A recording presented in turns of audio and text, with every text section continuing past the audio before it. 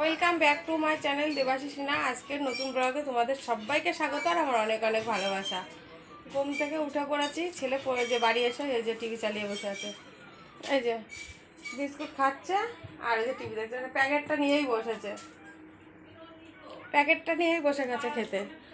আমি এখন এই মশলা করতে আসলাম, কাজকর্ম সেরে রান্না চাপিয়ে দিয়েছি, এখন এই মশলাটা করে যাবো। তো বন্ধুরা, তোমরা কেমন আছো? আশা করি সবাই ভালো আছো।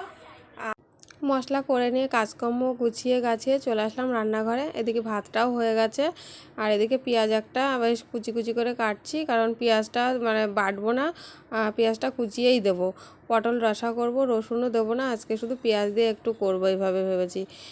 তা আজকে যে সব গুছিয়ে গাছিয়ে নিয়েছে, এদিকে শুক্তোর জন্য যে সবজিগুলো সব কাটা হয়ে গেছে, এগুলো আবার হাতের কাছে একটু রেখে দিচ্ছি।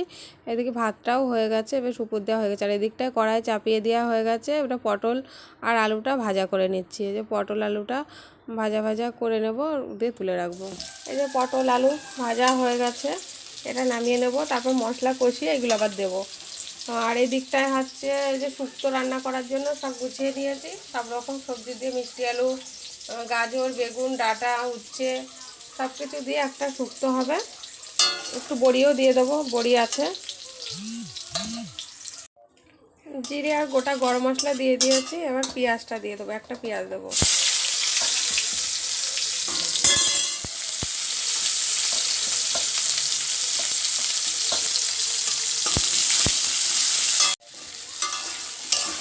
এই যে কষানো হয়ে গেছে সব কিছু দিয়ে, এবার এদিকটা গরম জল বসিয়ে দিয়েছি, একটু গরম হলেই এর মধ্যে ঢেলে দেবো। গরম জল দিলে না বেশ তাড়াতাড়ি ভালো হয়, সব কিছু তো গলে গেছে, অল্প করে জল দেবো, তারপর ফুটে উঠলে ভালো একটু রসা রসা মতনই করবো, আজকে বেশি একটা ঝোল করবো না। এই যে ভাত খাবো, ভাতটা বেড়ে নিয়েছে যে শুক্তো আর পটল রসা করেছি।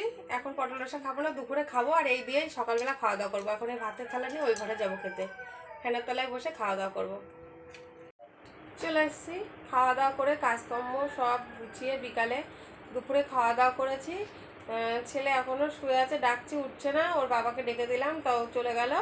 আর সবাই একসাথেই খাওয়া দাওয়া করেছি। আর আজকে রান্না করে থালা বাসন মেজে মানে রান্নাঘর পরিষ্কার করে আমি চলে এসেছিলাম এই ঘরে। এসে মানে এত খারাপ লাগছিল, আগে বেশ একটু শুয়ে নিলাম, আর এত গরম, মানে ফ্যান তো চালাতেই পারিনি, ফ্যান ছাড়াই মানে ভালো ছিলাম। নিচেই শুয়েছিলাম, নিচেই শুয়ে পড়েছিলাম, বেশ নিচেটা একটু ঠান্ডা, আর ফ্যান চালালে এত গরম লাগছে, মনে হচ্ছে চোখে মুখে আগুন ধরে গেল, এতটা মানে তাপ হচ্ছে, মানে টিনের গরমের তাপ সব মানে ফ্যানে টেনে আসছে, এরকম অবস্থা।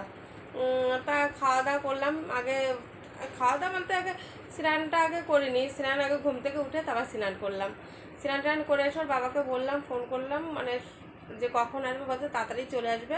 তা খাওয়া দাওয়া করে টোরে নিলাম সবাই একসাথে, খেয়ে টেয়ে নিয়ে ওর বাবা তো দোকানে চলে গেল। আমি এই যে ছেলে এখনও ঘুমাচ্ছে, আমি যে এসে বসলাম, থালা বাসন মাজলাম, ঘর দোর মানে ঝাড়ঝুট দিয়ে আবার যেখানে খেয়েছি এটোটা পারলাম, পেরে তারপরে হচ্ছে জামা কাপড় তুললাম। জামা কাপড় সকালে কেচে দিয়েছি, তার সবই শুকিয়ে গেছে, ভাঁজ টাজ করে একবারে তুলে রাখলাম। আর এদিকে শোকেসটা এখনও মানে এলোমেলো করা রয়েছে, এখনও শোকেসটা গোছায়নি, কালকে শোকেসটা একবারে গুছিয়ে নেবো। তাহলে এখনও তো এখন দেখি সন্ধ্যার সময় কি আসবে, ছেলে একবার বলছিল যে মা বাবার সাথে যাব বিকালে বিকালে, তা ডাকিনি, ওর জন্য দেখি ম্যাগি ট্যাগি করা হবে বিকালে।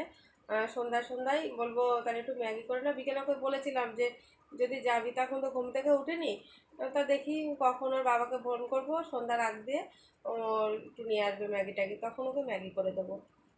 তো ম্যাগি ট্যাগি খাবে, যে এখনও শুয়েই আছে। ওর বাবা গেল, আমি আবার এখানে কাজকর্ম করে সেখানে বসলাম। আর হ্যাঁ, আর অবশ্যই আমার ভিডিওগুলো কেমন হচ্ছে অবশ্যই কিন্তু তোমরা কমেন্টে জানিও, আর সাবস্ক্রাইব, লাইক, শেয়ার অবশ্যই করো, কিন্তু তোমরা সবাই আমার একটু পাশে থাকবে। তাহলে আজকের ভিডিওটা এই পর্যন্তই, কালকে নেক্সট ব্লগে তোমাদের সাথে দেখা হবে।